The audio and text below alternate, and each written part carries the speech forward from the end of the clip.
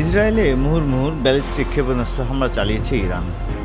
Tel Aviv, Haifa ও জেরুজালেমের মতো প্রধান শহরগুলোতে এই হামলা হয়েছে।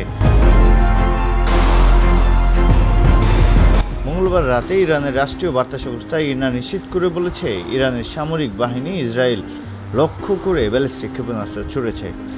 ইসরায়েলি সামরিক বাহিনী আইডিএফও বলছে, ইরান তাদের দেশের দিকে ক্ষেপণাস্ত্র ছুড়েছে। এর আগে যুক্তরাষ্ট্র সতর্ক করে বলেছিল, ইরান ক্ষেপণাস্ত্র ছুড়তে পারে। ইসরায়েলের সেনাবাহিনীর পক্ষ থেকে বলা হয়েছে, ইরানের ক্ষেপণাস্ত্র হামলা অব্যাহত রয়েছে। আইডিএফ নাগরিকদের এক সতর্ক বার্তায় বলেছে, পরবর্তী নির্দেশ না দেওয়া পর্যন্ত সুরক্ষিত স্থানে থাকার জন্য নাগরিকদের অনুরোধ করা হচ্ছে। যে বিস্ফোরণ তারা শুনতে পাচ্ছেন তা আটকে দেওয়া বা পতিত ক্ষেপণাস্ত্র থেকে আসছে।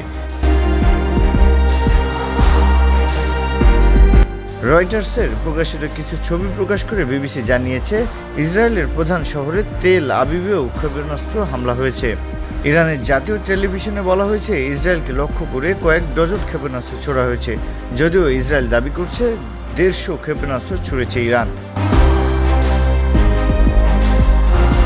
গত কয়েক সপ্তাহ ধরে মধ্যপ্রাচ্যে উত্তেজনা বাড়ছিল। লেবাননের সশস্ত্র সংগঠন হিজবুল্লাহ প্রধান হাসান নাসরুল্লাহকে হত্যা করে ইসরায়েল।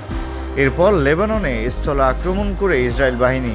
এসবের পরিপ্রেক্ষিতেই দেশটিতে ক্ষেপণাস্ত্র হামলা শুরু করেছে ইরান।